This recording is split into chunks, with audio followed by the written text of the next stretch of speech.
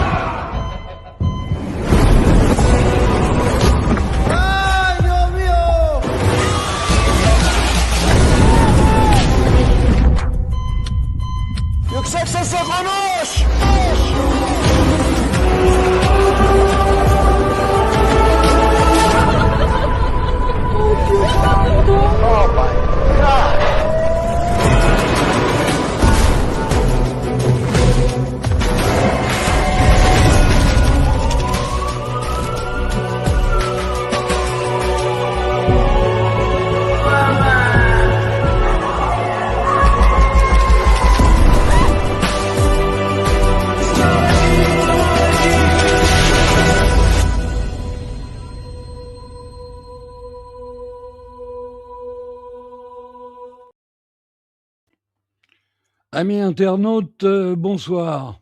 Bonsoir Claude. Bonsoir Eric et bonsoir à tous. Alors aujourd'hui, nous sommes le 20 mars 2026.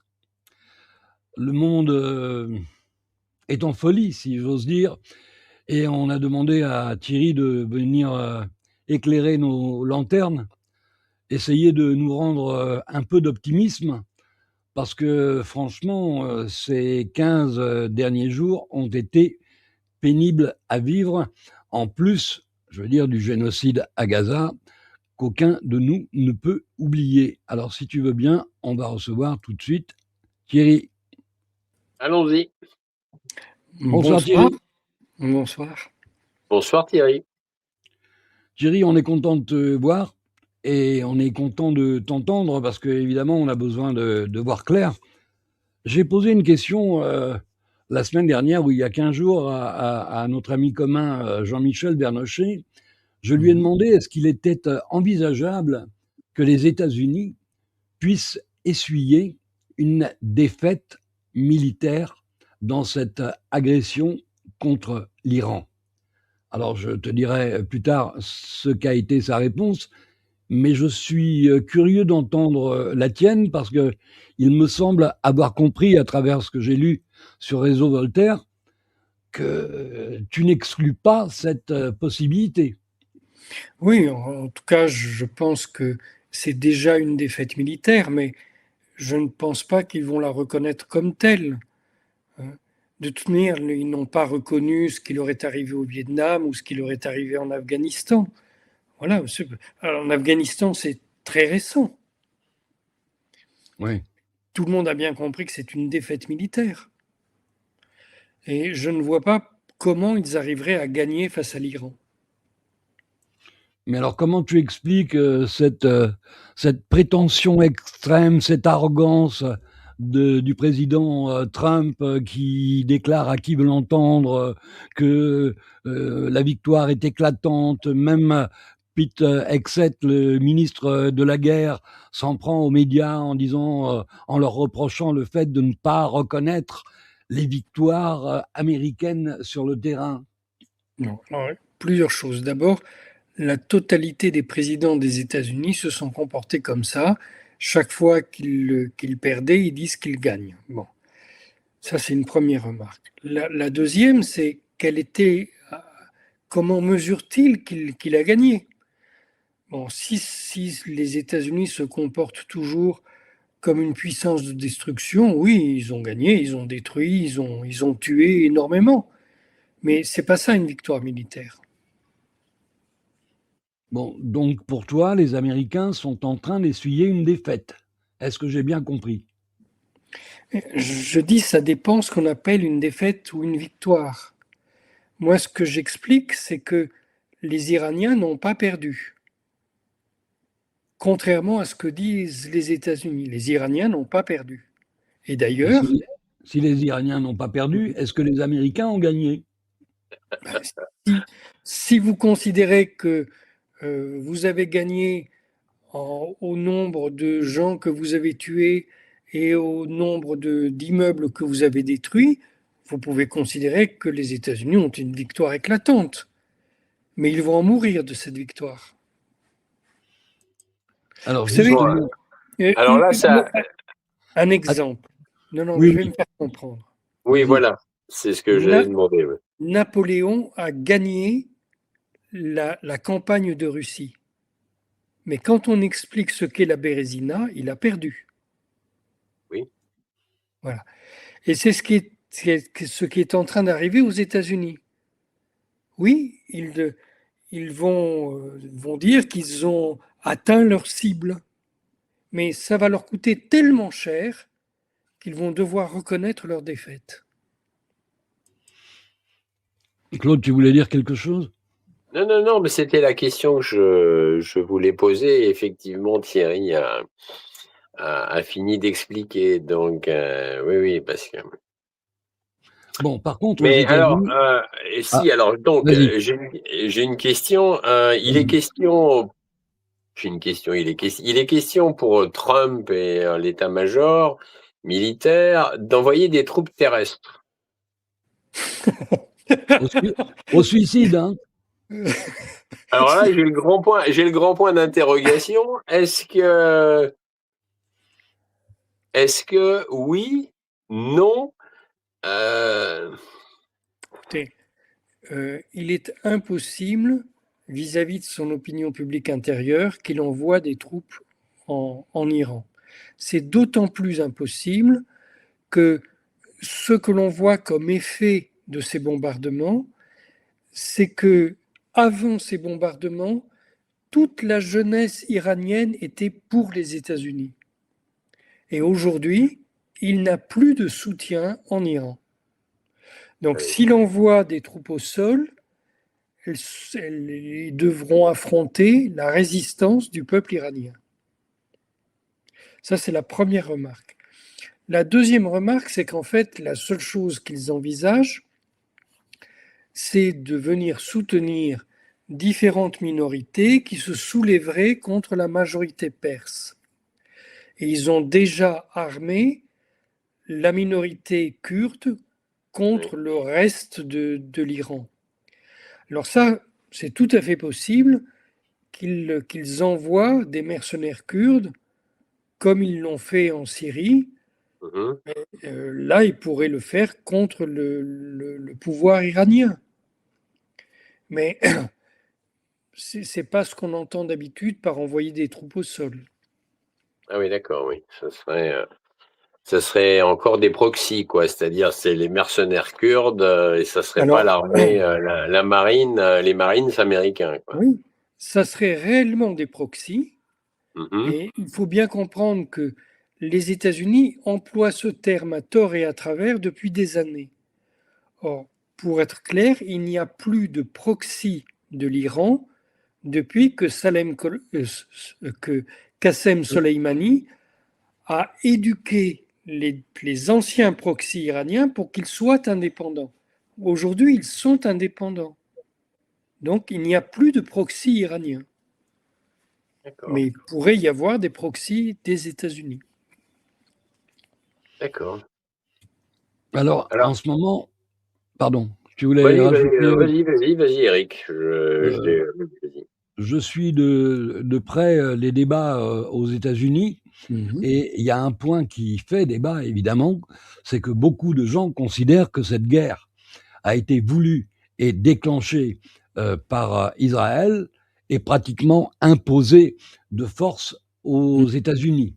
Donc, tu as vu la démission de Joe Kent, le responsable de l'anti-terrorisme, que nous allons voir une séquence tout à l'heure, où il s'exprime clairement sur le sujet en disant il n'y avait pas de menace directe de l'Iran sur les États-Unis.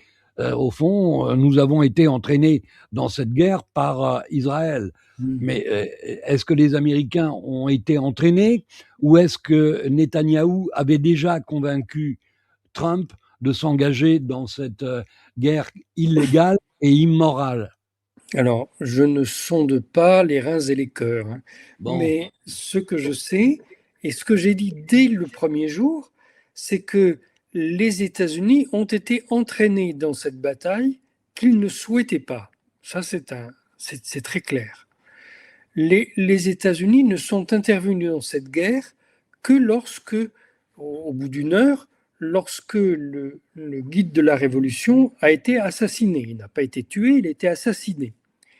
Donc, à ce moment-là, les États-Unis sont intervenus avec une idée précise, prévenir une apocalypse qu'auraient déclenché les Israéliens en utilisant une bombe atomique. Et c'est une hypothèse extrêmement crédible, puisque lorsqu'il y avait eu les opérations en juin 2025, les Israéliens avaient dit qu'ils utiliseraient une bombe atomique contre l'Iran. Là, ils ne l'ont pas dit, mais on est en droit de croire que cette opération était la continuation de la précédente et que la menace atomique était toujours réelle. Donc, en intervenant, Donald Trump espérait contenir cette menace. On verra. Pour le moment, on ne sait pas. Et il y avait une autre pression, c'est que les États-Unis, Israël était parvenu à convaincre Donald Trump que l'Iran avait déjà organisé son assassinat. Et ça vient d'une équipe du FBI qui a certifié au président qu'ils avaient déjà arrêté une tentative d'assassinat contre lui et qu'une autre allait arriver de manière imminente. Donc, Donald Trump était sous le coup de cette pression et il n'était pas quelqu'un de tout à fait serein pour pouvoir réfléchir aux événements. Depuis, nous savons que cette opération du FBI était une intoxication des services secrets israéliens. Ça a été démontré. Il n'y a pas de doute là-dessus. Mais Netanyahou n'avait peut-être plus tout son sang-froid.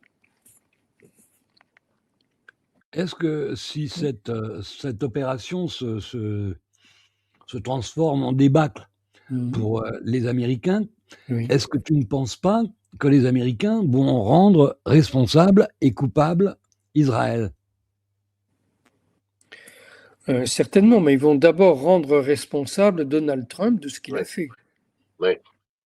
Oui, ben justement, ça amène une question d'ailleurs, les midterms en novembre. Alors, moi, je ne sais pas si ça amène cette question-là, mais je suis certain que ça amène la question de la continuation de l'expérience MAGA.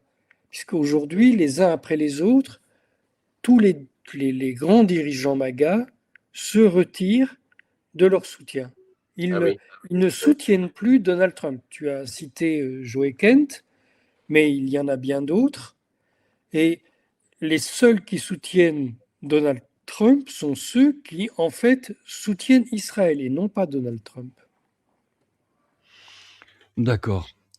Alors, je pense que comme moi, et comme beaucoup d'entre nous, tu t'interroges sur le sort de Netanyahou. Est-il mort ou est-il vivant? Alors, tu disais que ça fait partie de la stratégie de tous les États en guerre, de préparer des vidéos d'intox, je t'ai montré une image tout à l'heure de Netanyahou extrait des décombres, et image qui a été analysée par un certain nombre d'intelligences artificielles qui toutes donnent à 98% la réalité de cette photo.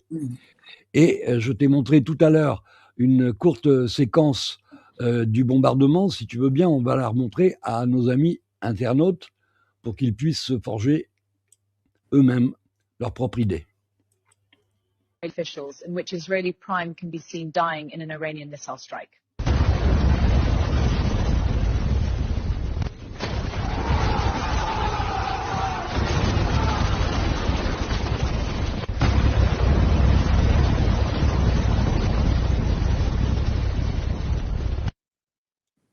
Alors cette vidéo est, paraît-il, désormais interdite sur X, ce qui est incroyable, et elle est aussi interdite en Europe. Donc il est possible que cette émission soit strikée par YouTube et qu'il nous demande évidemment de la supprimer. Alors, enregistrer l'émission avant qu'elle ne soit censurée, parce qu'on est régulièrement censuré par YouTube, il faut que vous le sachiez, on est souvent obligé de couper des séquences pour des questions de droit d'auteur, mais en réalité, je pense que c'est davantage par souci de désinformation. Je fais de moins en moins confiance à YouTube. Qu'est-ce que tu penses de ces images, Thierry ? Ouais, je ne suis pas capable de dire si ce sont des images vraies ou fausses. Ce que je pense sur le fond, c'est d'abord, nous ne savons rien des cibles qui ont été touchées par l'Iran en Israël. Sinon que le système de défense aérien d'Israël ne peut pas fonctionner en l'état actuel vis-à-vis de missiles à longue portée tels que ceux qu'utilisent les Iraniens, et encore moins de missiles hypersoniques, puisque dans les conflits précédents, nous avons vu que l'Iran a touché chacune de ces cibles avec ces missiles hypersoniques. Ils n'en ont pas tiré beaucoup, mais nous savons qu'elles atteignent toujours leur cible.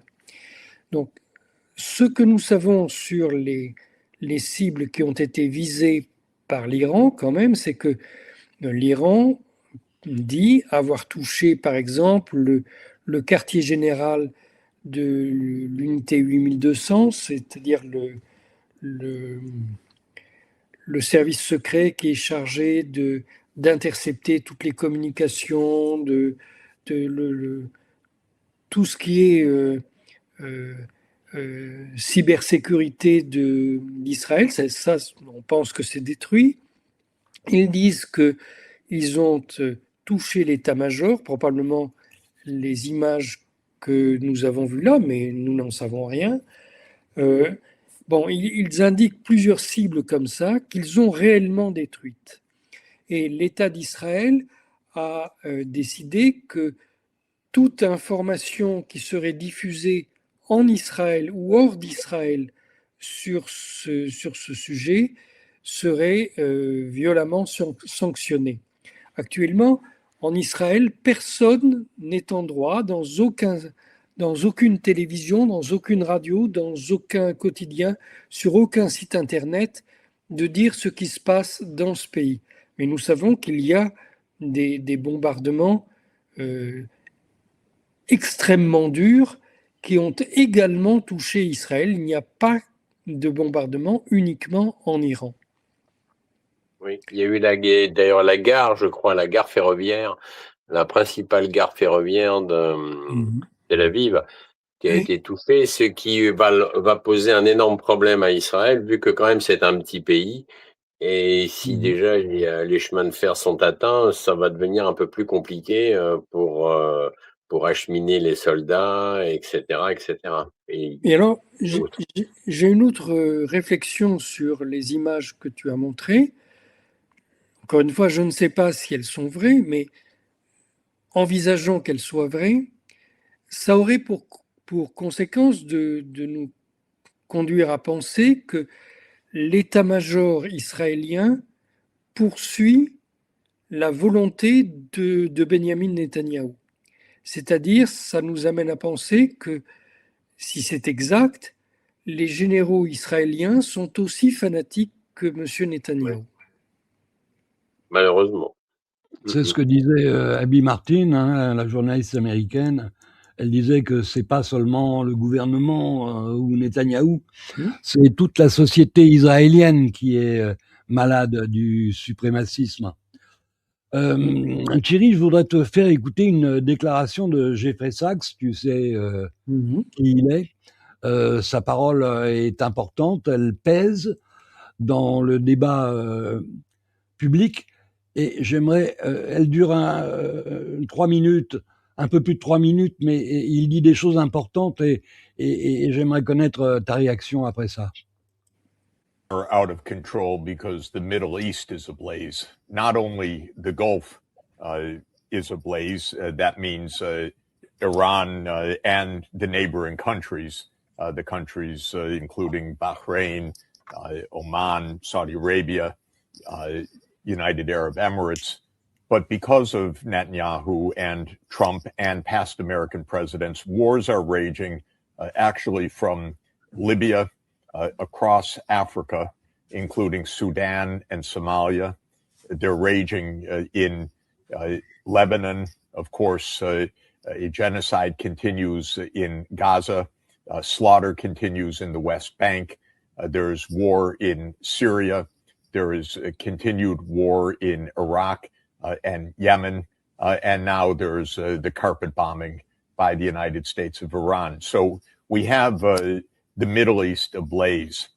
In addition, we have the war that Trump was going to end in a phone call and continues to help stoke, and that is Ukraine. Every word of his, every statement and promise turned out to be false. And we have the wars in the Western Hemisphere, in Venezuela, which is still an ongoing war zone, despite what you hear, and in an imminent attempt by the United States to overthrow the government of Cuba. Our government is out of control. There is no constitutional order, and there is no sense in what is happening. And the wars are going to spread because of a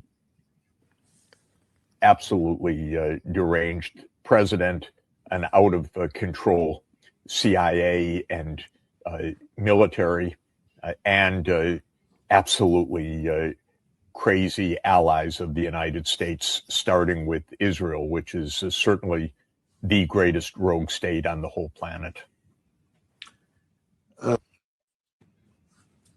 So why don't you do it, Mr. Trump? Because you know that what you're saying is not true. You have gotten the world into a total disaster. You, not NATO, not China, who you called for aid, you. And it's up to you, Mr. Trump, to end the disaster that you and Netanyahu caused. And it's easy. Go home. Stop this absolute blunder, which is bringing down the whole world. And the world will know who is bringing down the world economy and who is lighting the fuse to World War III. It's you. Don't talk about NATO coming to your aid when you've done something so stupid that it can't even be explained. It's enough. Go home. You killed enough people. You leveled enough of Tehran. You have 15,000 strikes. Go home. You killed their leader. You killed their religious leader. You killed the leader that said, we don't want nuclear weapons. You killed that one. You killed their top leadership, like last summer when they were in the midst of negotiating. Go home. Stop already. Stop trying to draw other people and other countries into this. It's enough. You just... C'était chez le juge Napolitano, mais je pense que tu avais suivi aussi son discours à l'ONU il y a 1 mois et demi, 2 mois, il me semble, où il dénonçait la politique américaine et l'influence néfaste d'Israël sur la politique étrangère américaine. Il faut préciser que Jeffrey Sachs est un personnage dense qui a été conseiller politique et économique pour bien des pays sur la planète. Donc on ne peut pas dire que c'est un illuminé ou un exalté. Il dit des choses très justes. Quelle est ta réaction par rapport à sa déclaration? Je suis d'accord avec tout ce qu'il dit, sauf lorsqu'il accuse le président Trump d'être dérangé. Je t'avoue que je ne suis pas loin de partager son avis en ce qui me concerne. Non, mais je parce suis que- curieux d'entendre pourquoi tu Oui. penses le contraire. Non, parce que là, on prend les choses en considérant que voilà, Donald Trump n'a pas toute sa raison, donc il fait des bêtises. Non. Il est responsable, entièrement responsable de ce qu'il fait.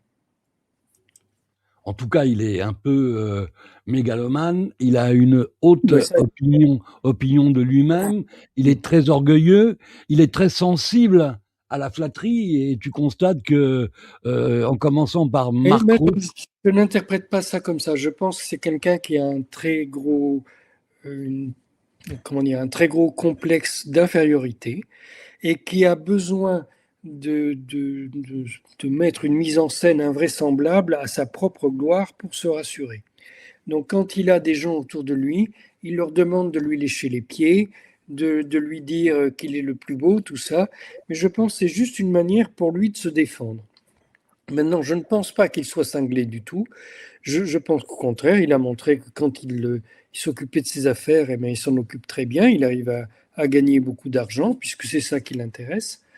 Mais pour moi, j'aborde Donald Trump comme j'ai abordé Bernard Tapie en France, avec qui j'ai travaillé.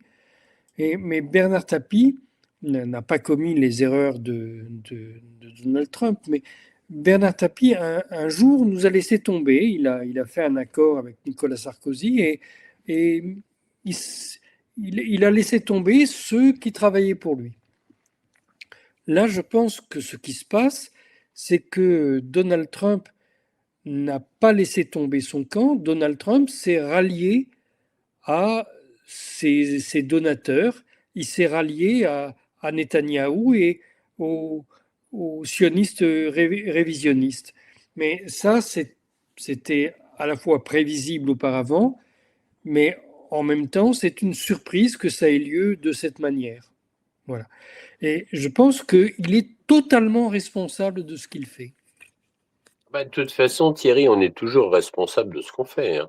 Non, il y a des Ouais, gens qui ont des accès de folie, mais là, ça n'est pas le cas. Oui, mais même avec un accès de folie, on est quand même basiquement toujours responsable de ses actes. Hein. Enfin, pour moi, en tout cas. Hein. Mais là, tu viens de dire donc il a obéi à ses donateurs. Il aurait obéi à ses donateurs. Ah, c'est ce que nous voyons tous. Et D'accord, dans oui. son camp, tout son entourage le dit. Alors, le vice-président J.D. Vance ne l'a pas dit publiquement, mais c'est clairement ce qu'il pense. Oui. à quoi sert d'élire un président aux États-Unis si, au fond, ce président appartient à ceux qui mettent l'argent pour Mais sa campagne? ça, c'est valable dans toutes les prétendues démocraties occidentales. C'est Oui, l'État ouais. de l'Occident. C'est pas l'État de la démocratie, c'est l'État de l'Occident. Et non, je ne veux pas dire. Si, dis-le. Ah bon? Je l'avais presque entendu. Non, laisse la Si, parole. si. Dis-le, parce que si tu le dis pas, je vais le dire. Non, je laisse la parole. Ben, dis-le. Bon, nous sommes de plus en plus conscients du fait que nous ne vivons pas dans des démocraties, que nous ne vivons pas dans des États de droit. Et finalement, Trump a repris les éléments de langage de Netanyahou. Il les a fait siens. Le principe d'imposer la paix par la force, par la violence, c'est un principe de Benjamin Netanyahou. Et ce qui est étonnant, c'est que Trump le reprenne à son compte. Comment on peut imposer la paix par la force et par la violence? Qu'est-ce que c'est que ce concept? C'est un concept qui dit que, parce que imposer la paix par la violence, ça passe par tuer son ennemi. Oui, Or, mais l'Iran n'est pas l'ennemi des États-Unis. L'Iran est l'ennemi d'Israël. mais la paix par la force, c'est je te tue, c'est tout. Oui, Parce mais que ça a la été une vérité, invention. Oui, la C'est- paix par la force, je te tue. Bah, ah oui, de toute façon, ça a toujours été comme ça, hein. Les Anglo-Saxons, depuis 200 ans, ils ont toujours imposé la paix par la force et par je te tue, hein. Si on regarde un peu l'histoire, mais la paix, normalement, c'est au moment où on arrive à se rejoindre avec son adversaire. Il n'y a pas de paix si on ne se rejoint pas avec son adversaire. Il peut y avoir une victoire, mais la victoire n'est pas la paix. La paix, c'est au moment où les deux parties qui étaient antagonistes trouvent un terrain d'entente. Donc, la paix par la force, c'est uniquement supprimer le problème en tuant celui qu'on considère comme son adversaire. malheureusement. C'est vrai que ce concept n'est pas nouveau, mais j'ai une question, oui, qui est en même temps euh, une affirmation. En fait, depuis la naissance d'Israël Mhm. au Proche-Orient, faut reconnaître que le Proche-Orient, de toute façon, est à feu et à sang. Ben, surtout, il faut reconnaître que depuis la création de l'État d'Israël, cet État n'a jamais été en paix avec ses voisins et Voilà. pas en paix non plus avec sa propre population. Puisque je rappelle que lorsque l'État d'Israël a été créé, c'était dans le cadre du plan de partage des Nations Unies. Il était prévu d'avoir un État binational. Oui. Et jamais les Israéliens n'ont fait la paix avec les Palestiniens. Au contraire. Et depuis, effectivement, malheureusement d'ailleurs, le Proche-Orient est à feu et à sang. Alors, le groupe de Benjamin Netanyahou, qui n'était pas représentatif des Israéliens, mais ce groupe-là a toujours défendu l'idée d'avoir la paix par la force et donc de tuer ou d'expulser les Palestiniens qui se trouvaient sur le territoire de cet État binational. C'est le meilleur moyen de produire des opposants et des résistants. Mais c'est ce que nous voyons. Oui, Et les Israéliens ne sont pas capables de comprendre ça? Manifestement pas, puisque aujourd'hui, ils soutiennent cette opération contre l'Iran, l'Iran qui ne les menaçait pas plus qu'il ne menaçait les États-Unis. D'ailleurs, je vous demande à quel moment l'Iran a fait la guerre à Israël? À quel moment? Jamais, absolument jamais. Oui, jamais. Ni à Israël, ni à aucun autre de ses voisins, l'Irak mis à part, guerre qui lui a été imposée par l'Occident. Oui. Oui, par les USA derrière, et d'ailleurs Israël, d'ailleurs, qui ont poussé Saddam Hussein Oui, à mais guerre. Israël soutenait l'Iran en même temps qu'Israël soutenait l'Irak. Hein. Je vous rappelle l'affaire Iran-Contra, ce sont Oui, des armes israéliennes vendues à l'Iran oui, dans le cadre de cette guerre et oui. dont une partie était envoyée après pour soutenir les contre-révolutionnaires au Nicaragua. Oui, Donc, c'est ça. cette opération, c'était une opération israélienne tout autant que c'était une opération des États-Unis. C'est vrai. Et d'ailleurs, avec l'ombre de Jeffrey Epstein. Oui, qui participait à Là, cette opération et qui a récupéré nous, après nous sommes les agents qui ont servi à tout ça. Voilà, et c'est exactement ça. Et là, on retrouve effectivement Jeffrey Epstein. Oui, oui, absolument. Alors cette semaine, Joey Kent est allé chez Tucker Carlson pour s'expliquer sur sa démission. Et dans une autre capsule que j'ai vue, il expliquait, lui qui a servi 11 fois sur des champs de bataille, notamment en Irak, et qui a vu sa femme mourir dans un attentat commis par les terroristes que l'Amérique, Israël, le Royaume-Uni, accessoirement la France, continuent de financer.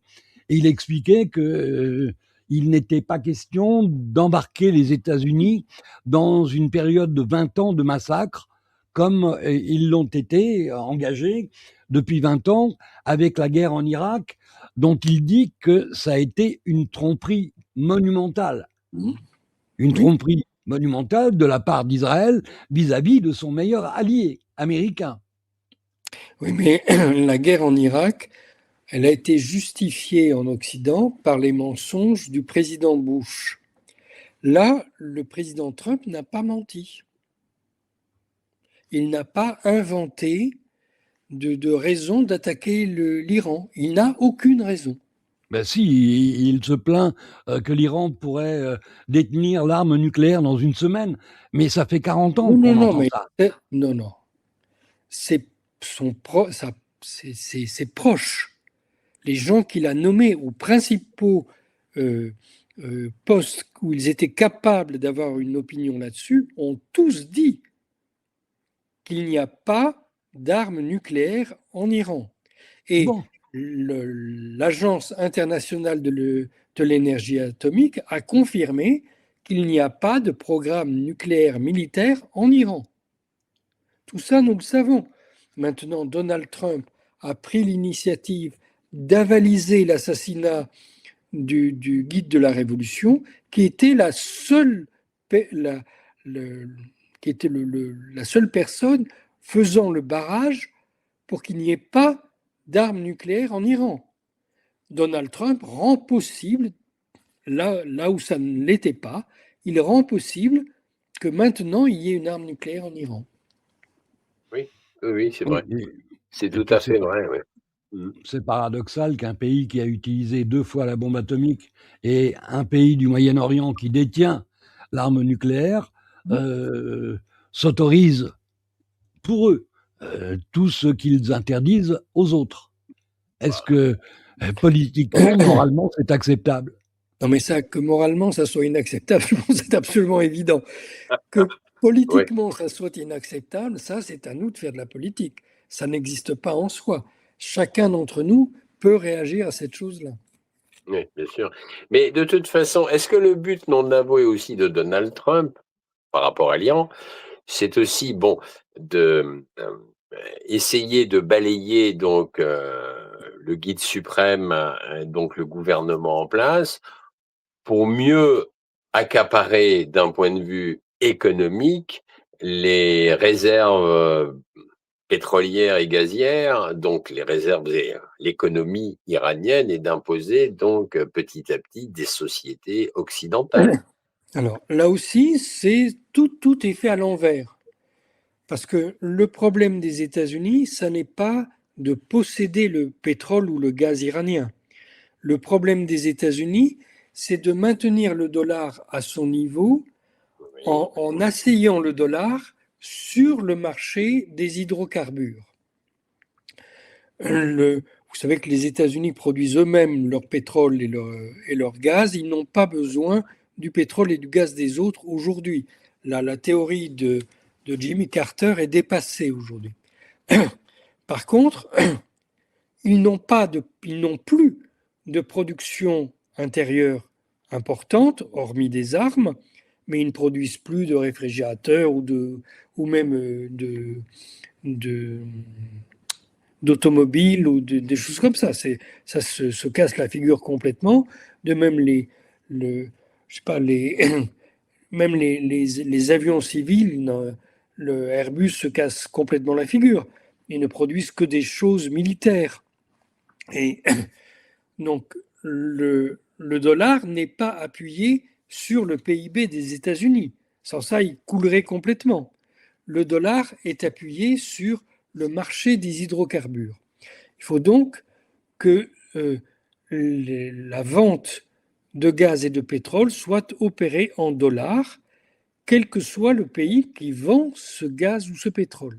Alors, il vient de réussir son opération au Venezuela, qui continue maintenant, enfin reprend la vente de pétrole en dollars, mais il va la perdre complètement pour le Golfe, où d'abord il provoque l'arrêt d'une production surtout gazière, mais un peu pétrolière dans le Golfe, et il est en train de convaincre tous ces États qu'il est incapable de les défendre et que donc ils n'ont aucun intérêt à vendre leurs produits en dollars.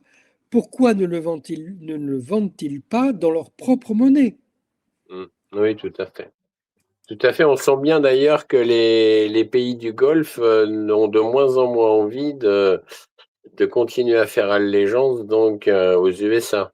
Alors, excepté, alors je sais pas, c'est peut-être aussi une info, une intox, je ne sais pas.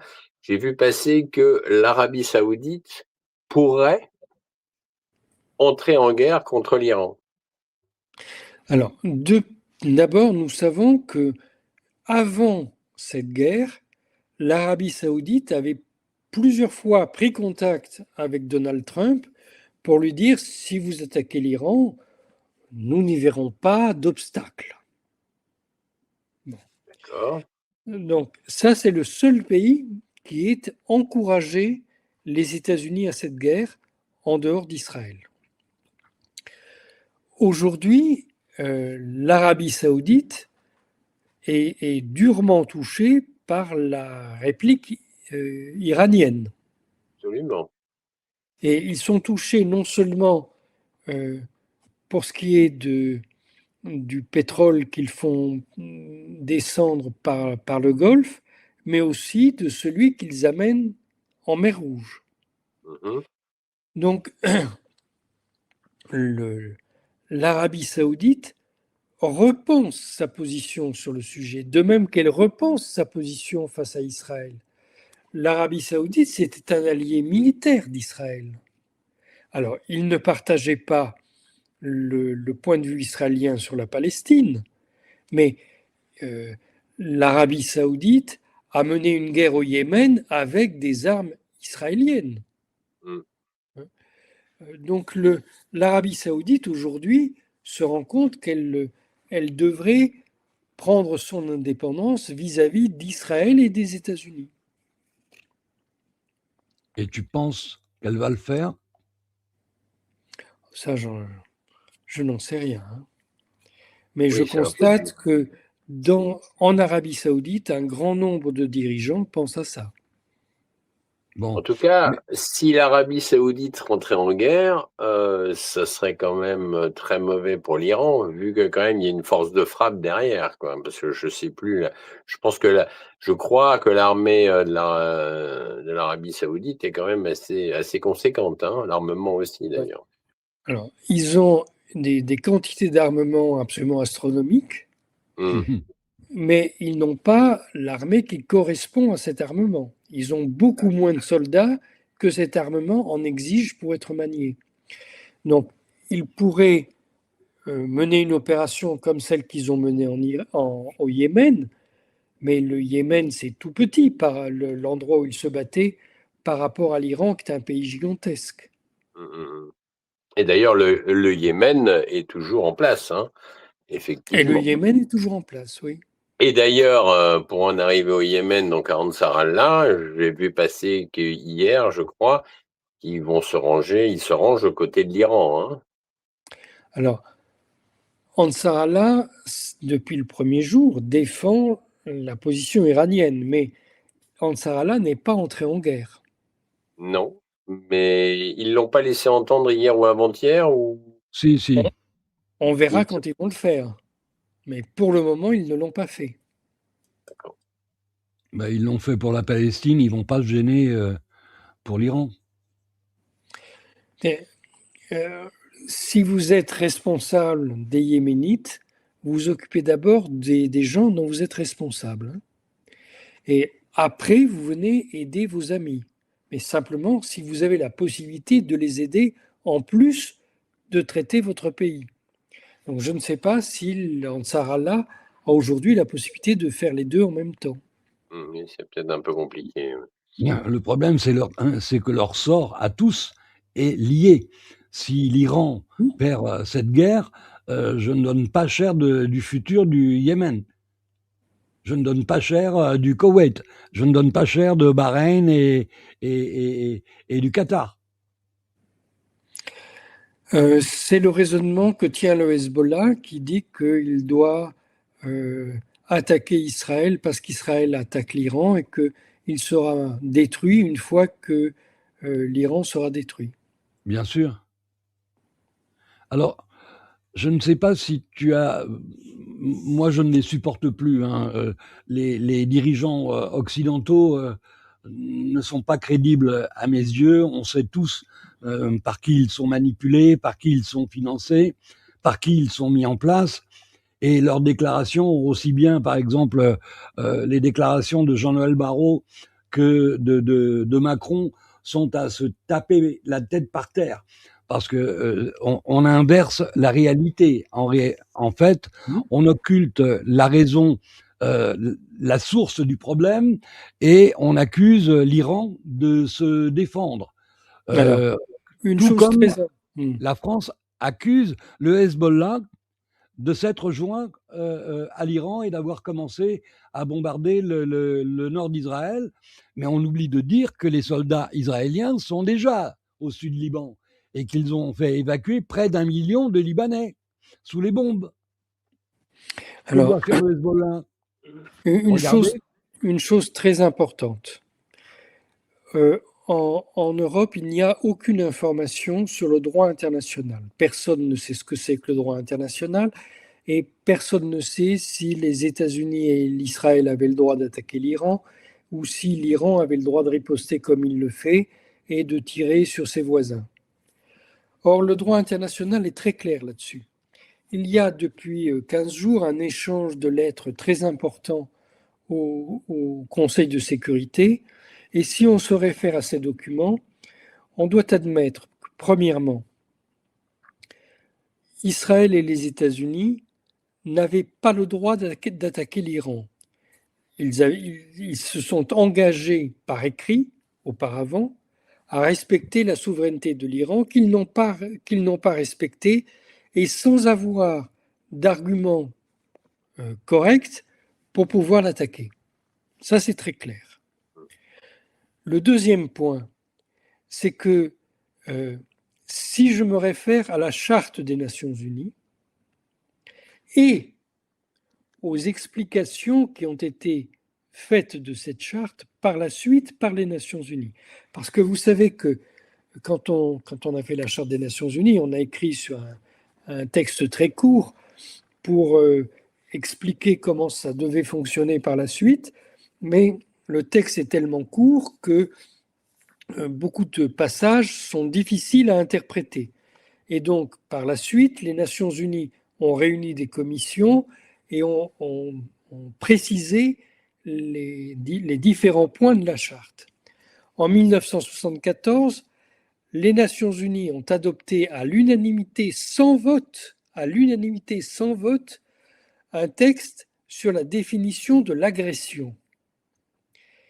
Ce texte prévoit que lorsqu'on est attaqué comme l'Iran l'est, on a le droit de riposter non seulement contre le territoire de l'État agresseur ou des États agresseurs, mais également contre les bases militaires de ces États à l'étranger, ce que les Iraniens ont fait dans les différents pays du Golfe. Et le texte précise qu'on a également le droit d'attaquer les États qui prêtent leur territoire aux agresseurs pour qu'ils commettent leur agression. Donc aujourd'hui, l'Iran a parfaitement le droit d'attaquer non seulement les bases militaires des États-Unis dans le Golfe, mais les États du Golfe qui abritent ces bases militaires. Ça, c'est le droit international. Les États-Unis et Israël se sont engagés à respecter ça. Donc, déjà, sur le principe, les États-Unis et Israël sont des menteurs par rapport à leur propre signature. C'est pas nouveau. Concernant les Américains, c'est pas nouveau d'ailleurs. C'est pire que ça. Et C'est pire concernant que ça. Israël, ça ne l'est pas non plus. Ça ne C'est l'est pas pire non que plus. ça. Voilà. S'ils Donc n'étaient que des ça, menteurs. c'est un premier point. Ensuite, ça n'est pas uniquement ces États-là.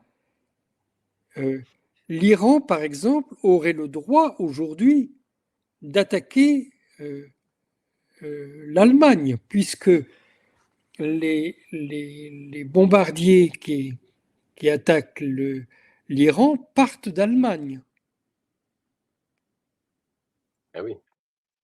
Eh oui. Alors, ceci dit, cette question est un peu plus délicate parce que il semble que les traités qui ont suivi le retrait des forces alliées d'Allemagne autoriseraient les États-Unis à faire ce qu'ils veulent sans en référer au gouvernement allemand. Ça, il faudra le prouver du côté du gouvernement allemand parce que ce serait des clauses secrètes du traité qui a été signé à ce moment-là. Et est-ce que à ce moment-là, est-ce que l'Iran pourrait attaquer la France, puisque Pour le moment, la France n'a pas officiellement participé à des opérations, mais nous ne sommes pas stupides. L'officier français qui a été tué en Irak exact. était en train de préparer l'envoi de mercenaires kurdes en Iran. Donc, cet envoi n'ayant toujours pas eu lieu, il n'a pas eu le temps, on ne peut pas dire qu'il a participé à la guerre contre l'Iran, mais il préparait la prochaine étape de cette guerre. Oui, effectivement. Donc on joue avec le feu. Je parle pour la France là. Ouais, d'accord. Ah oui, ça, on joue avec le feu, ça c'est sûr. Ouais. Bien sûr. Je fais juste une parenthèse, Thierry, tu te demandais si la séquence vidéo concernant Netanyahou sous les décombres était vraie ou pas. Moi, il y a un élément qui m'interroge, c'est pourquoi X interdit la diffusion de cette vidéo et pourquoi cette interdiction est désormais appliquée à l'Europe. Si cette vidéo était une fake, pourquoi l'interdire? Oui, mais de toute manière, ils interdisent toutes sortes de choses. Ils ne sont même pas capables de nous dire comment ils les choisissent, pourquoi ils interdisent des choses, on ne sait pas. C'est ça. J'aimerais te faire écouter la déclaration de Joe Kent chez Tucker Carlson. Tu veux bien? Oui. Conscience support the ongoing war in Iran. Iran posed no imminent threat to our nation. Iran posed no imminent threat to our nation. How did you reach that conclusion? I think this is key. I mean, this would be more challenging to explain had the Secretary of State, the President, and the Speaker of the House not come out and said that we conducted this attack at this time because the Israelis were about to do so. So that takes away the argument that there was an imminent threat, as in Iran was planning to attack us immediately. That just simply did not exist. May I ask you to pause? Sure. And so I've heard people say that, and this just happened, but history has a way of getting rewritten in real time. And then you look back 10 or 15, 20, 25 years later, and no one seems to understand the things that you saw because they've been eliminated. Yeah. So I think it's important to stop and say, here's what we actually know. So I'd like now, if we could, just to play one of the statements that you alluded to, and that's from Marco Rubio, the Secretary of State. And this was shortly after this war commenced. And he was explaining as is his habit, in a thoughtful, precise way, why. Here's Secretary of State Marco Rubio. And so the president made the very wise decision. We knew that there was going to be an Israeli action. We knew that that would precipitate an attack against American forces. And we knew that if we didn't preemptively go after them before they launched those attacks, we would suffer higher casualties and perhaps even higher those killed. And then we would all be here answering questions about why we knew that and didn't act.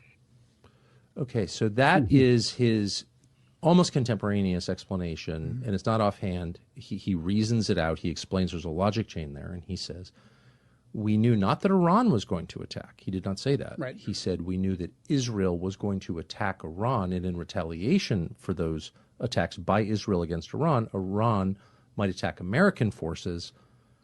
So the imminent threat that the Secretary of State is describing is not from Iran, it's from Israel. Exactly. And I think this speaks to the broader issue. Who is in charge of our policy in the Middle East? Who is in charge of when we decide to go to war or not? In this case, with what the Secretary described, and later on the President, later on the Speaker of the House, and the way the events played out, the Israelis drove the decision to take this action, which we knew would set off a series of events, meaning the Iranians would retaliate. Now, I think there's a potential there where we could have done several different things. We could have simply said to the Israelis, no, you will not. And if you do, then we will take something away from you. I think that it's fine that we offer defense to Israel. But when we're providing the means for their defense, we get to dictate the terms of when they go on the offensive. Otherwise, they stand to lose that relationship. And the Israelis felt emboldened that no matter what they did, no matter what situation they put us in, that they could go ahead and take this action, and we would just have to react. Rubio l'a déclaré naïvement. En fait, il a expliqué voilà pourquoi on est entré en guerre, parce que nous savions qu'Israël allait commencer à bombarder et que les Iraniens allaient réagir en visant nos bases. Donc, on a agi, on a bombardé avant qu'ils ne nous bombardent. C'est d'une logique orwellienne, non? Oui. Alors, d'abord, un point sur Joe Kent. Oui. Il est présenté aujourd'hui par certaines personnes aux États-Unis comme un fasciste, quelqu'un qui est d'extrême droite parce qu'il a employé des gens, des Proud Boys ou des choses comme ça. Il faut savoir que c'est un homme qui, c'est d'abord un grand soldat lui-même, mais cet homme n'a jamais été ni de droite ni de gauche. Il n'a jamais été républicain ou démocrate. Il a soutenu Bernie Sanders, vous savez ça, qui est un marxiste. Je l'ignorais. Il a soutenu Bernie Sanders, mais il a également soutenu des gens qu'on considère comme d'extrême droite. Voilà. En fait, il s'est toujours positionné par rapport à ce qu'il pense être l'intérêt de son pays. Et là, il lui a fallu du courage pour démissionner de son poste et pour tenir les propos qu'il tient là. Oui, et tu constates qu'il y a une levée de boucliers chez nos amis sionistes qui le traitent de nazi antisémite. Bien sûr, mais j'explique que quand on a été un soutien de Bernie Sanders, on n'est pas nazi antisémite. Bon. Oui, bon. J'ai une question, Thierry. Tu as entendu parler de Q, du canon, hein, toutes les théories élaborées par Q. Et là, j'en ai discuté d'ailleurs récemment avec quelqu'un qui a planché sur le sujet, c'est pour ça que je pose la question, que Trump finalement aurait laissé faire Israël, donc d'attaquer l'Iran, dans le but que de toute façon, tout en sachant que l'Iran allait riposter et allait apporter beaucoup de dégâts en Israël, et finalement mener à bien ce que Trump voulait, à savoir arriver à faire baisser donc l'envergure et le poids d'Israël. Qu'en penses-tu? Oui, peut-être, mais c'est pas ce qui se passe. Oui, voilà. Un dirigeant politique doit s'adapter aux événements. Et là, manifestement, nous voyons que lui-même se bute. En fait, son histoire sur je vais dégager le détroit d'Ormuz, ça montre qu'il ne comprend pas la situation. Oui. Aujourd'hui, il est bloqué.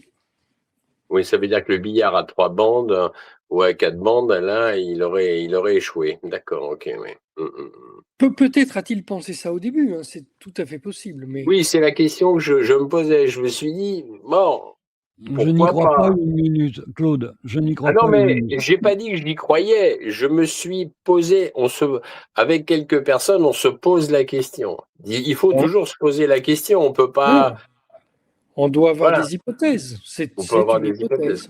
C'est une hypothèse. Il n'y a aucune certitude. Hein. Ça, je te l'accorde, Eric. Hein, c'est clair. Trump a trop de liens, des liens de sang avec Israël. Son gendre, Jared Kushner. Oui, mais juifs. les liens de sang n'expliquent pas tout. Comme avait dit d'ailleurs Thierry avec nous dans une précédente émission, Trump est un sioniste. On le sait. Mais ce n'est pas un sioniste révisionniste. Oui, oui. C'est la grande différence, si tu veux. C'est vraiment différent. Tu peux être sioniste et t'es pas forcément sioniste, révisionniste. Tu peux être sioniste et être totalement en désaccord avec la politique menée par Benjamin Netanyahou et le Likoud. Je pense si tu lis d'un côté Théodore Herzl, de l'autre côté Jabotinsky, c'est vraiment ça n'a aucun rapport. Oui, ça n'a aucun rapport. C'est exact. Ouais, c'est exact. Oui. J'allais dire quelque chose de méchant.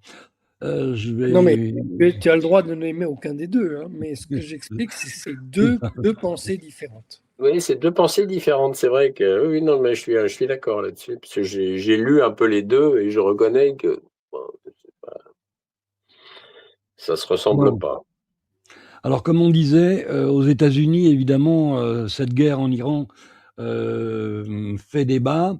La base électorale de Trump se fissure. Il y a de plus en plus de gens qui se sentent trahis. Les médias, naturellement, en rajoutent une couche, ce qui provoque la colère de Pete Hegseth, le ministre de la guerre. Alors, je vais te montrer sa réaction en conférence de presse. Il n'a pas l'air d'être très content du traitement médiatique qui est réservé aux victoires extraordinaires de Trump au Moyen-Orient. Because you, and I mean specifically you, the press, specifically you, the press corps, because you cheer against Trump so hard, it's like in your DNA and in your blood to cheer against Trump, because you want him not to be successful so bad, you have to cheer against the efficacy of these strikes. You have to hope maybe they weren't effective. Maybe the way the Trump administration has represented them isn't true. So let's take half-truths, spun information, leaked information, and then spin it in every way we can to try to cause doubt and manipulate the public mind over whether or not our brave pilots were successful. How many stories have been written about how hard it is to, I don't know, fly a plane for 36 hours? Has MSNBC done that story? Has Fox? Have we done the story how hard that is? Have we done it 2 or 3 times so that American people understand how about how difficult it is to shoot a drone from an F-15 or 16 or F-22 or F-35? Or what it's like to man a Patriot battery? Or how hard it is to refuel midair? Giving the American people an understanding of how complex and sophisticated this mission really was. There are so many aspects of what our brave men and women did that because of the hatred of this press corps are undermined because your people are trying to leak and spin that it wasn't successful. It's irresponsible. And folks in this room are privy to that information because of the proximity here in the Pentagon. It's an important responsibility. And time again, classified information is leaked or peddled for political purposes to try to make the president look bad. And what's really happening is you're undermining the success of incredible B-2 pilots and incredible F-35 pilots and incredible refuelers and incredible air defenders who accomplished their mission, set back a nuclear program in ways that other presidents would have dreamed. How about we celebrate that? How about we talk about how special America is, that only we have these capabilities? I think it's too much to ask, unfortunately, for the fake news. So we're used to that. But we also have an opportunity to stand at the podium and read the truth of what's really happening. And the reality is you want to call it destroyed, you want to call it defeated, you want to call it obliterated, choose your word. This was an historically successful attack, and we should celebrate it as Americans. And it gives us a chance to have peace, chance to have a deal, and an opportunity to prevent a nuclear Iran, which is something President Trump talked about for 20 years. Je pense que le secrétaire à la guerre dit ce que j'ai dit au début, mais lui, il le dit de sa manière. C'est-à-dire que l'armée des États-Unis a réussi un exploit par le nombre de vies humaines qu'elle a volées et par le nombre de destructions qu'elle a commis. mais cette même armée a commis un crime puisqu'elle n'avait aucune raison de se livrer à ces destructions et à ces assassinats. Oui. Ce type se revendique chrétien évangéliste, hein, donc chrétien sioniste. C'est un drôle de chrétien. Tous les chrétiens évangélistes ne sont pas des chrétiens sionistes, mais lui en est un, oui. Voilà. Et en tout cas, un chrétien qui se réjouit de la mort de ses victimes est un drôle de chrétien pour moi. D'ailleurs, le général, il me semble que c'est un général, MacGregor, ou colonel, je ne sais plus, peu importe. Mais en tout cas, il expliquait que le Mossad est au Pentagone comme s'il était chez lui. Et qu'en réalité, ils ont une influence incroyable parce qu'ils ont accès directement aux décideurs, aux grands décideurs. Et qu'au fond, la politique du Pentagone, la stratégie du Pentagone est orientée par Israël.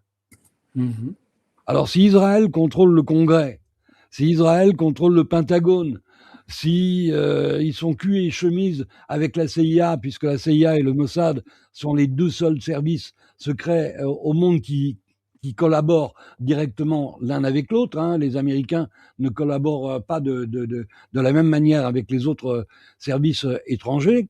Comme disait Joe Kent, il faut se demander qui dirige la politique étrangère des États-Unis. Et je pense que maintenant, c'est devenu clair aux yeux du monde entier. Le monde entier considère que Trump n'est qu'un domestique de Netanyahou.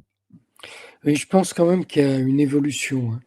Il y a 20 ans, c'était l'AIPAC, c'est-à-dire le lobby pro-israélien aux États-Unis, qui pilotait la majorité au Congrès. Ceci en finançant les campagnes électorales des élus. Mais aujourd'hui, ce qu'a noté Joe Kent, c'est que ça se passe au Pentagone. Ça s'est déplacé. Les Israéliens n'ont plus le même contrôle du personnel politique, mais ils ont un contrôle accru de la direction militaire des États-Unis. Alors, il y avait, vous savez, il y a toujours une association qui organisait des voyages en Israël des officiers supérieurs des États-Unis, mais maintenant ça va beaucoup plus loin puisqu'il y a des officiers israéliens dans les salles de commandement des États-Unis. Ah oui. C'est presque pire de contrôler l'armée et les militaires que de contrôler les politiques. Alors, je pense que c'est bien pire. C'est bien pire, hein. Ouais, c'est clair.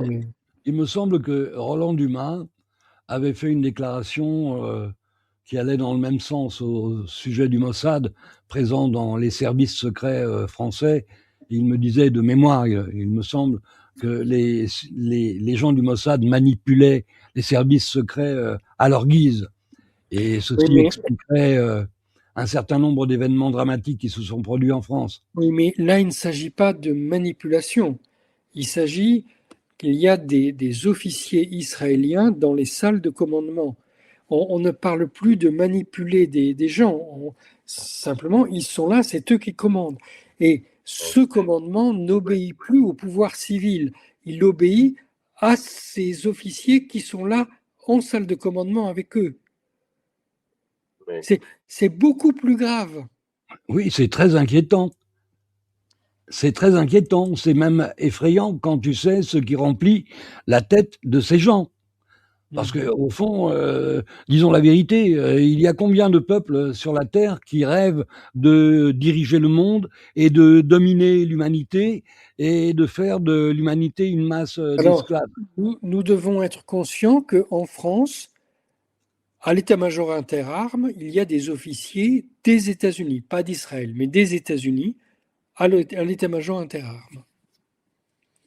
Et ce qu'avait fait Charles de Gaulle, c'était tout à fait autre chose. Il avait mis l'armée des États-Unis hors de France. En 1966, il a dit, vous avez 15 jours pour quitter le pays.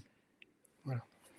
Mais ils sont revenus et ils tiennent une place aujourd'hui plus importante. Ils sont présents à l'état-major, ils ne l'étaient pas en 66, ils sont présents à l'état-major, c'est-à-dire que cet état-major leur obéit plus qu'elle obéit au pouvoir civil. Oui, on est vraiment donc vassalisé complètement aux USA. C'est ça. Et depuis 66 d'ailleurs. Moi, je Non, non, dirais non. Depuis avant, mais disons que Israël, voilà. Claude. Non, nous sommes à nouveau vassalisés à l'armée des États-Unis depuis que Nicolas Sarkozy nous a fait rentrer dans le commandement intégré de l'OTAN. Mais nous ne l'étions pas entre Charles de Gaulle et Nicolas Sarkozy. C'est exact. C'est exact.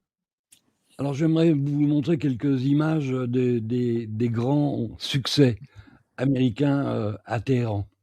C'est en perse, mais je crois que tu parles le perse, toi, Thierry. Non, non, je ne parle pas le perse, non, non. Tu le comprends? Des fois, mais... J'ai reçu une séquence vidéo d'un collègue de Journalistes sans frontières de Tunisie, une séquence vidéo qui a été tournée lors de votre voyage à Téhéran. Oui, oui. Avec Jean-Michel Bernochet, Ahmed Ben Sada, etc., etc. Et Fawzi Mabouli faisait partie du voyage.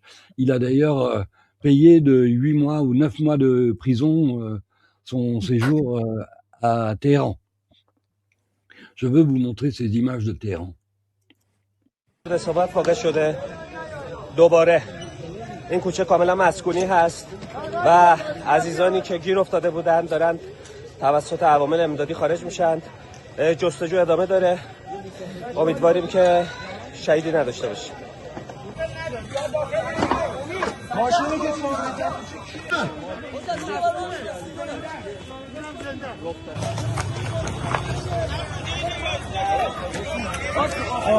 بچه‌ها ساعت تو برو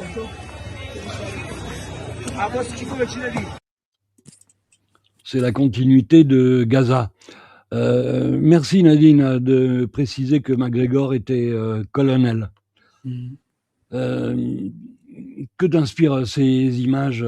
Parce que moi, quand je regarde les images sur Telegram, puisque c'est là la source la plus fournie, si j'ose dire, je suis toujours étonné de la capacité de destruction importante qu'ont les Américains et les Israéliens, et de la faible capacité de destruction, en tout cas pour l'instant les images que l'on reçoit ne donnent pas l'impression que Tel Aviv est devenu Gaza. Non, mais c'est pas devenu Gaza, mais certaines des cibles des Iraniens ont réellement été détruites. Alors peut-être parce que les Iraniens sont plus moraux que les Israéliens et visent essentiellement les structures militaires et non pas les zones civiles. D'ailleurs, Peter Hegseth disait que eux, les Américains, ne visent pas les cibles civiles, contrairement aux Iraniens. Mais nous savons bien qu'ils ne visent pas les cibles civiles, mais qu'ils font de tels dégâts collatéraux qu'ils massacrent énormément de civils. C'est ce qu'ils ont fait dans toute leur guerre. Oui, et là, ils ont fait fort. Ils ont commencé par l'Ayatollah Khamenei et puis 170 jeunes filles, 170 écolières dans une école. Il y a une déclaration des Chinois que je veux te faire écouter absolument parce que je pense que c'est la déclaration qui remet l'Occident à sa véritable place. Et les Chinois ont de bonnes raisons de se plaindre de nous aussi. Tu allais dire quelque chose, Thierry? Non, j'écoute les Chinois. J'écoute si tu peux les mettre. Tu veux l'entendre? On le met tout de suite, si tu veux, oui, parce que c'est très fort, hein, c'est très puissant. Is that I really want to ask, what moral authority does the United States, a country that's ruled by the Epsteins, have over my country, a country that has lifted over 800 million people out of poverty? What moral authority does Britain, a country that arrested over 12,000 of its own people for posting online, have to lecture us about civil liberties?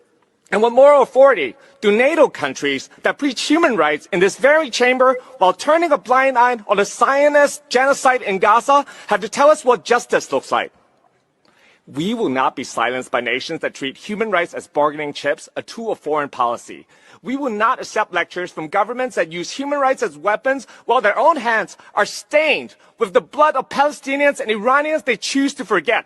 And we will not rest until every nation in this chamber is held to the same standard, until hypocrisy crumbles, genocide is met with action, and peace is no longer a word we speak, but a world we build. Thank you, Mr. President. Qu'est-ce que tu en penses? J'en pense que c'est très important d'entendre des Chinois, très très important. Parce qu'ici, on ne les entend jamais et on est persuadé que c'est des gens qui vivent comme à l'époque de Mao Tse-tung, tous en bleu de travail et dans une dictature terrible. Mais non, c'est un pays où on est libre, la Chine. Donc, c'est important d'entendre ce qu'ils disent et ce qu'ils disent sur nous.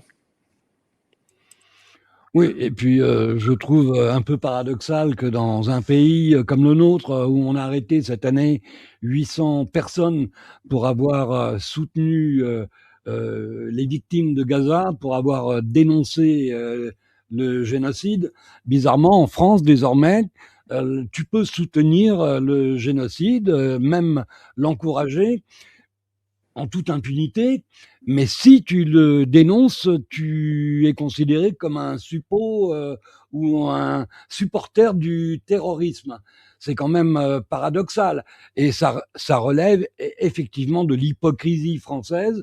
Nous ne sommes pas une démocratie, nous sommes une république bananière où le droit ne s'applique plus. D'ailleurs, cette semaine, même Madame Ursula von der Leyen a déclaré que le droit international, c'était un vestige du passé. Oui. Après nous avoir dit que l'Europe était désormais régie par les valeurs du Talmud. Absolument. Oui, on est content de l'apprendre. Ah non, on n'est pas content de l'apprendre, non.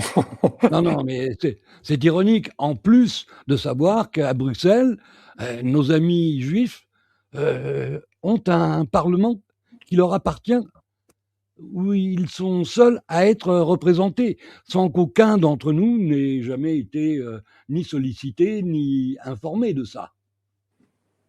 Tu le sais, ça, Thierry? Oui, bien sûr. Est-ce que c'est quelque chose de normal, ça? Ou est-ce que c'est moi qui suis peut-être un peu enragé, avec l'âge, je commence à débloquer? Non. Je pense qu'il faut faut faire attention à la manière dont nous décrivons cette chose-là. Bon, il y a une population juive qui est comme toi et moi. Dans cette population juive, il y a une fraction, alors, qui est particulièrement importante en France, mais elle n'est pas aussi importante dans d'autres pays. Mais chez nous, en France, c'est vrai, elle est très importante. Une fraction qui soutient l'État d'Israël, quoi que fasse cet État. Alors, dans leur esprit, en fait, ils se souviennent que cet État d'Israël leur offre un refuge où ils peuvent aller si ils étaient persécutés là où ils vivent. Mais ça n'est pas une raison pour soutenir cet État d'Israël quand il commet des crimes. Pourtant, voilà, beaucoup le font sans réfléchir. Et à l'intérieur en sous-groupe de ça, il y a une faction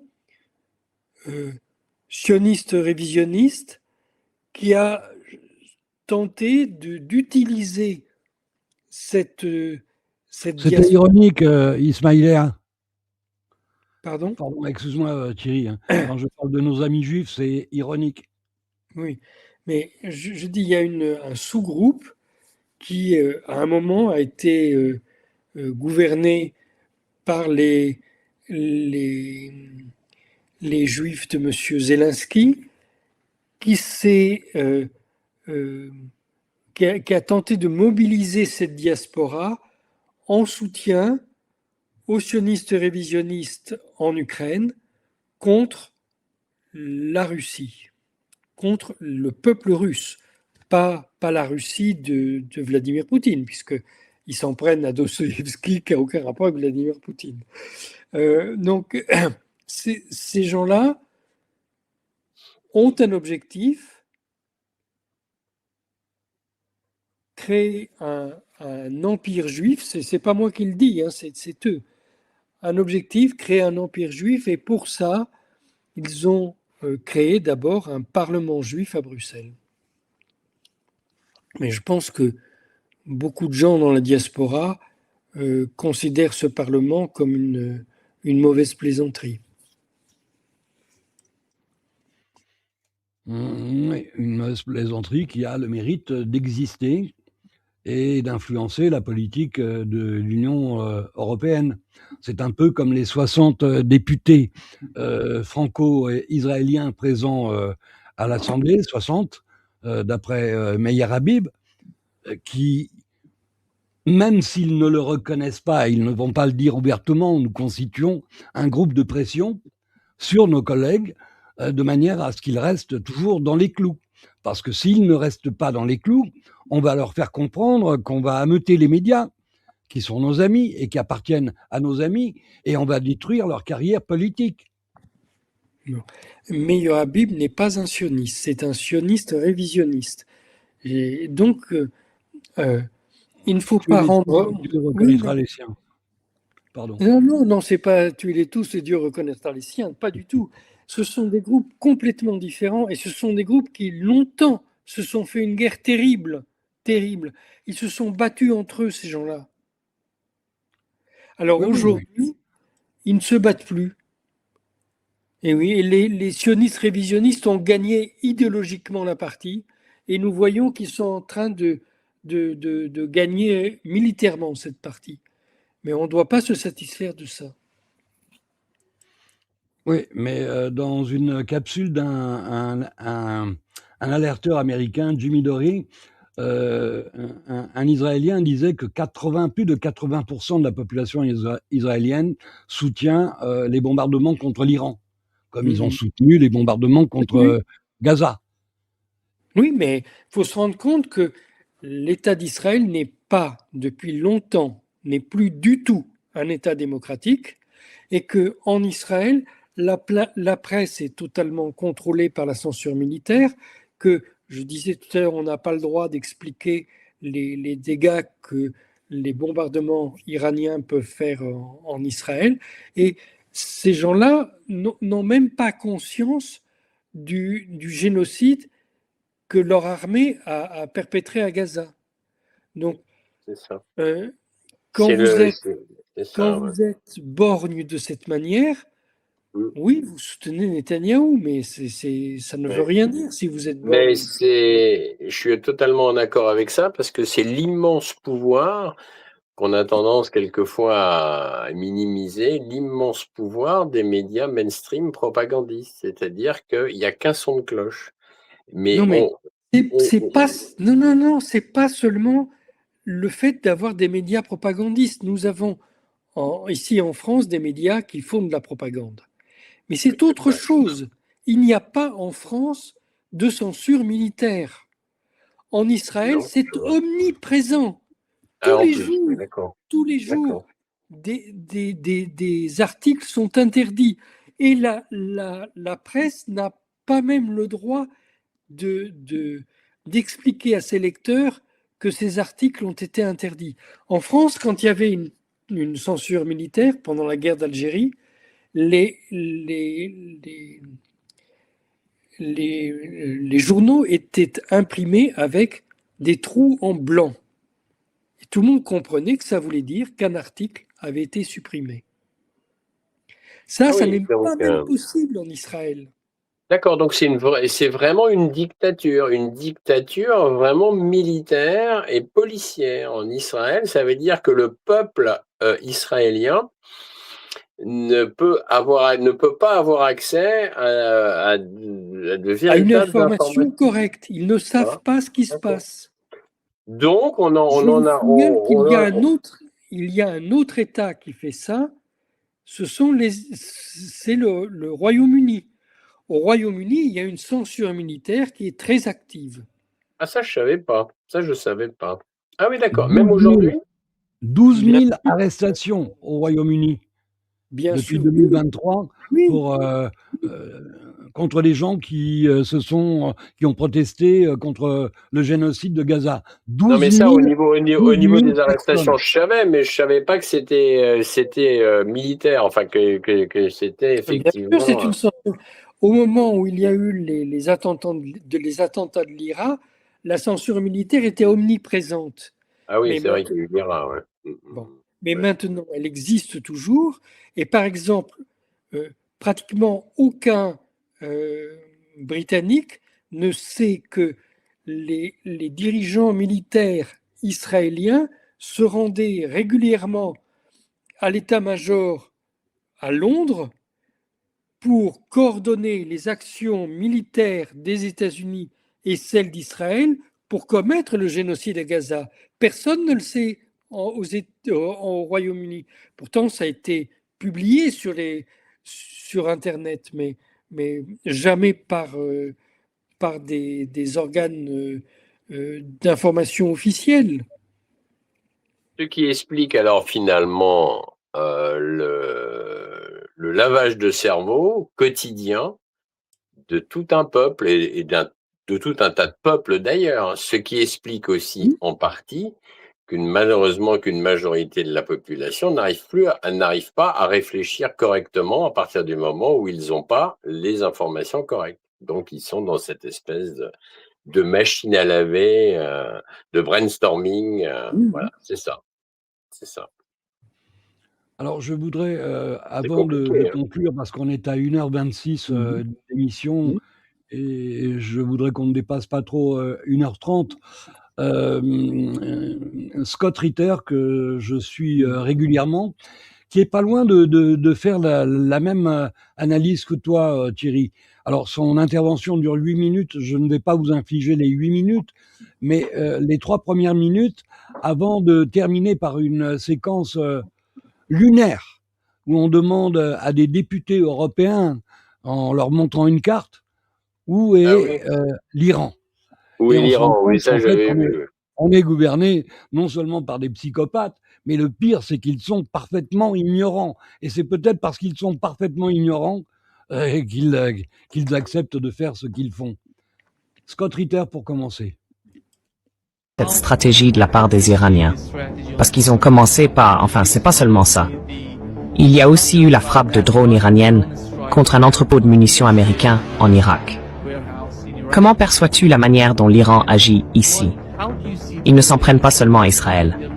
Ils se concentrent surtout sur la région, le Golfe Persique, les États arabes et les environs de l'Iran. Quelle est la stratégie de leur part?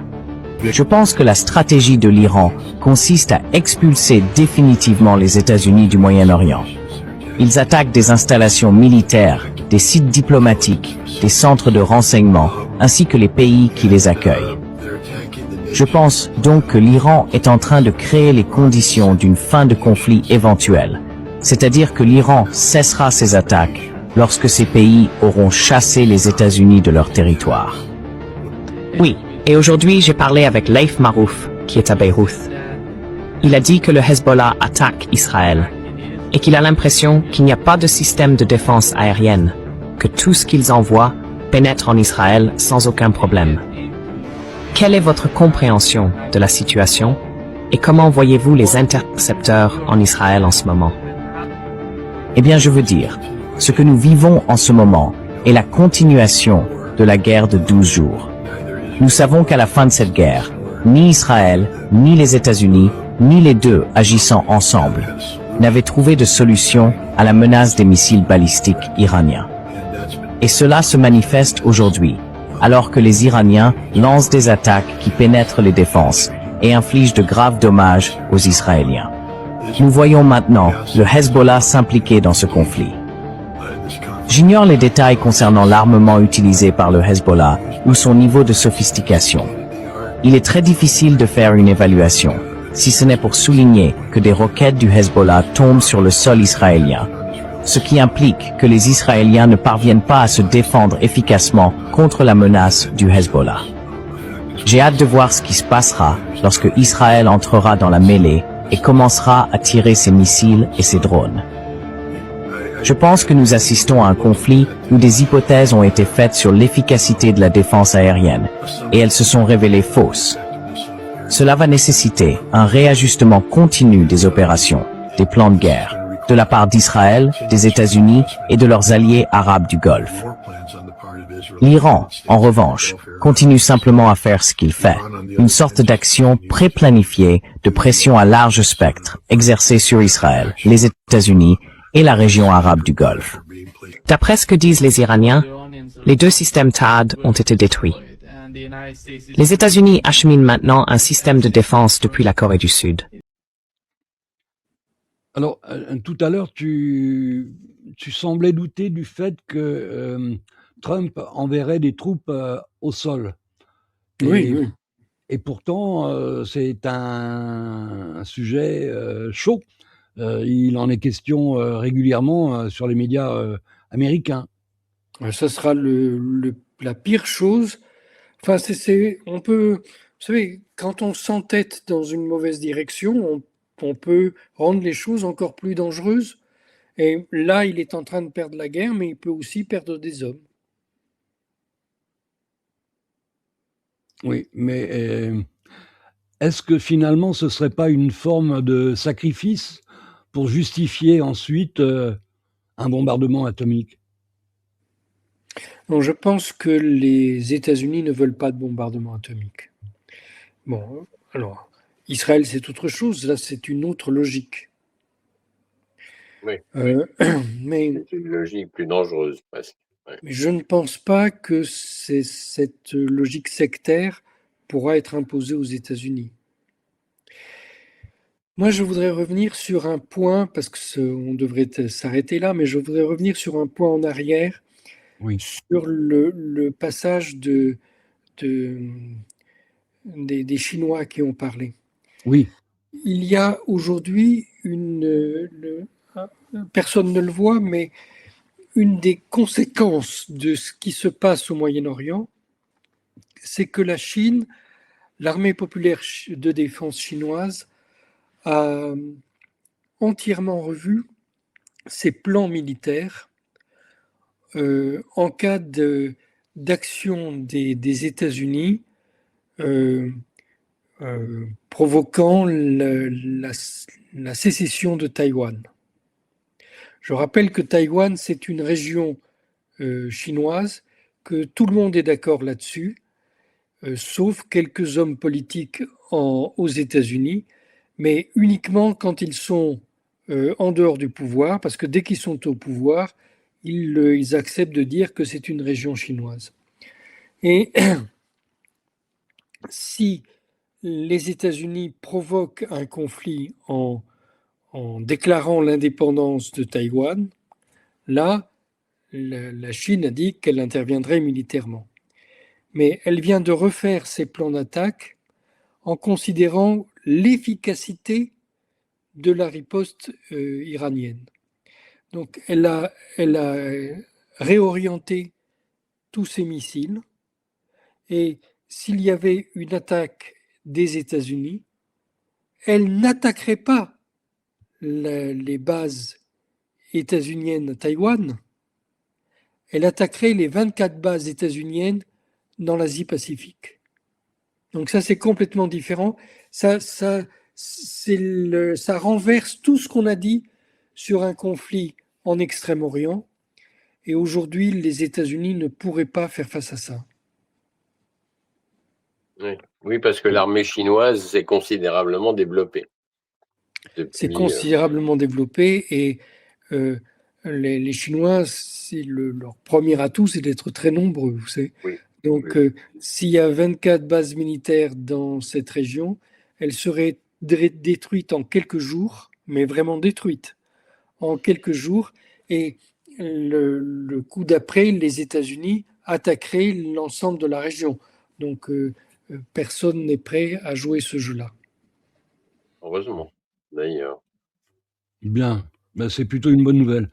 Je voudrais te faire écouter cette séquence des députés européens à qui on demande de situer l'Iran sur une carte.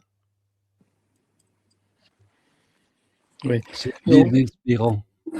Non, mais on voit la nullité de tous ces gens-là. Je signale quand même que le premier à s'être exprimé est un sioniste révisionniste notoire qui a été l'employé d'Eliot Abrams pendant des années. Et donc, lui, qui ne sache pas où est l'Iran, c'est c'est absolument inconcevable, mais il ne le sait pas. Bon. Mais il y a une explication à tout ça. Vous savez qu'en France, on n'a jamais étudié l'Iran dans tout son cursus scolaire.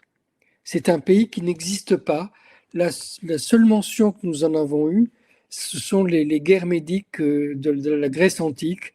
Voilà, on sait le marathon, voilà, ce genre de choses. On a entendu des mots de l'Iran à ce moment-là, mais on ignore la civilisation iranienne. C'est comme si on ignorait la civilisation chinoise. Oui. Alors, merci Thierry, on est à presque 1h40.